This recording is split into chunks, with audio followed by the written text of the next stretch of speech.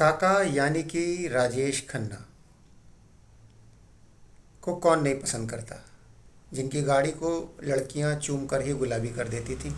अलग क्रेज़ था, बॉलीवुड के पहले सुपरस्टार कहे जा सकते हैं।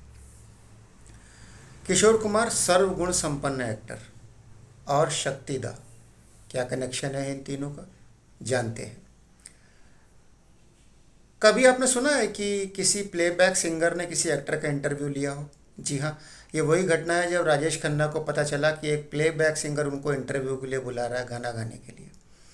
और सिंगर भी कोई छोटा मोटा नहीं, बहुत ही लीडिंग सिंगर। हुआ क्या, बात 1969 की यानी कि 69 की है। 66 में राजेश खन्ना डेब्यू कर चुके थे फिल्म इंडस्ट्री बॉलीवुड में।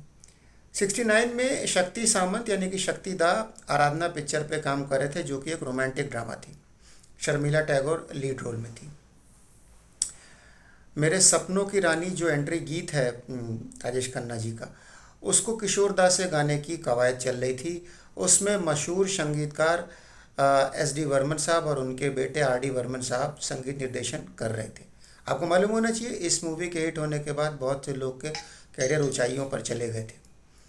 जहाँ पर RD वर्मन अपने आप को एक अलग म्यूज़िक कंपोजर के रूप में स्थापित कर चुके थे, राजेश खन्ना एक बहुत बड़े रोमांटिक हीरो के रूप में स्थापित हो चुके थे। 17 लगातार हिट फिल्में देकर लोग उनके पीछे क्रेजी हो चुके थे।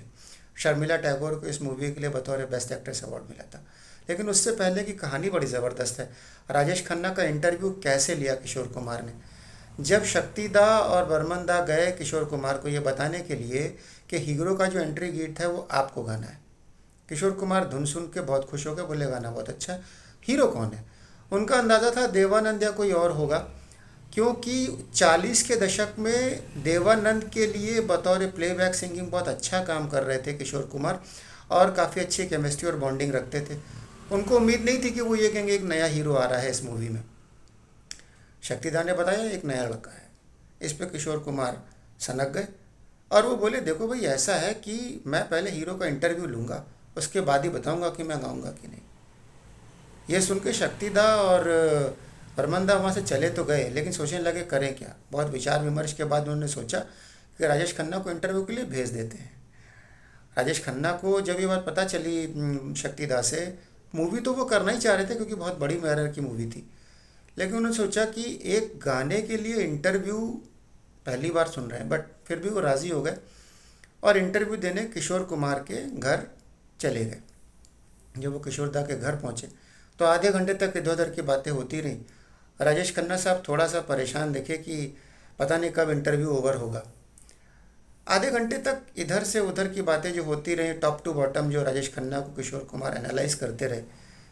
एक सटाक से उन्होंने सवाल पूछा, फिल्में क्यों करना चाहते हो? राजेश खन्ना बिल्कुल तैयार नहीं थे इस सवाल के लिए और उन्होंने तुरंत जवाब फेंका कि लोगों की सेवा करना चाहता हूँ। किशोर दा ने फिर एक टॉर्पीडो मारा कि फिल्मों की सेवा, लोगों की सेवा फिल्मों के द्वारा कैसे करना चाहते हो? फिल्मों से कैसे सेवा कर सकते हो लोगों की? राजेश खन्ना ने कहा कि कुछ सूझा नहीं, तो वो बोले लोगों को मनोरंजन करूंगा और मनोरंजन करना भी लोगों की एक सेवा की ही तरह है। ये जवाब पाकर किशोर कुमार बहुत खुश हो गए, जो कि लोक भावना से प्रेरित था। बहुत अच्छा डाइवर्सिफाई कर ले गए राजेश खन्ना अपने जवाब को। आधे घंटे तक तो राजेश खन्ना को चाय पानी कुछ नहीं पूछा गया था, लेकिन आधे घंटे बाद जब ये अच्छा जवाब मिला तो उन्होंने बोला कि भाई राजेश खन्ना को चाय पानी कुछ पिलाया जाए।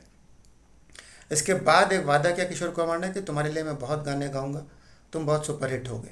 उनका ये आशीर्वाद ही था कि जो किशोर दा ने राजेश खन्ना के लिए बहुत से फिल्म में उनके लिए प्लेबैक किया, उनकी जोड़ी एक सुपरहिट जोड़ी रही और आगे बहुत से उन्होंने नए कीर्तिमान स्थापित किए बतौर actor and playback singer on stage और मूवी में।